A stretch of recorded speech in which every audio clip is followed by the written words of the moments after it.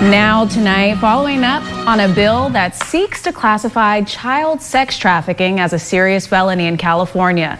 1 week ago today, Democrats on the Assembly Public Safety Committee blocked the legislation only to reverse course 48 hours later, voting in favor of it after they received massive pushback and scrutiny.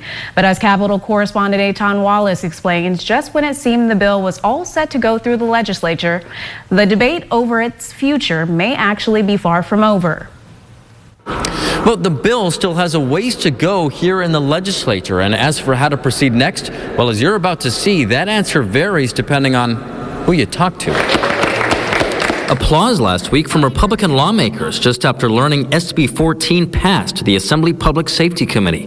The bill seeks to classify human trafficking of anyone under the age of 18 as a serious felony in the state of California and would categorize it under the state's 3 strikes law for reoffenders. That could lead to increased jail time and penalties for convicted traffickers. When the bill first went before the committee last Tuesday, that bill fails. It did not pass after no Democrats voted in favor of it. But amid immediate widespread scrutiny and pushback on social media and even from Democratic leaders, including Governor Gavin Newsom and Speaker Robert Rivas, the committee once again convened 48 hours later to re-vote on it. This time, that measure passed. It passed with bipartisan support.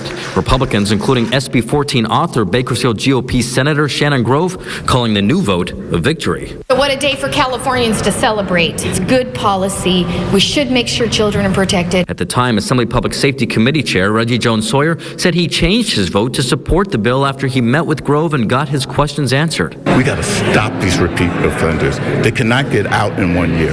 We got to just stop it. But just hours later, he tweeted this, writing the bill, quote, needs to be fixed, expressing concern it could lead to victims who may have been forced to cooperate with their traffickers to also end up behind bars. Chairman Jones-Sawyer. Over the weekend, during a one-on-one interview with Inside California Politics co-host Frank Buckley, Jones-Sawyer echoed his concerns. The bill was flawed, and it was incomplete. He says the only reason he voted in favor of SB 14 in the end was to move it along to the Appropriations Committee, where discussions could take place to make changes to the bill, addressing his concerns. What we wanted to do was get this off of a political playground and get it into a policy grade playground where we can actually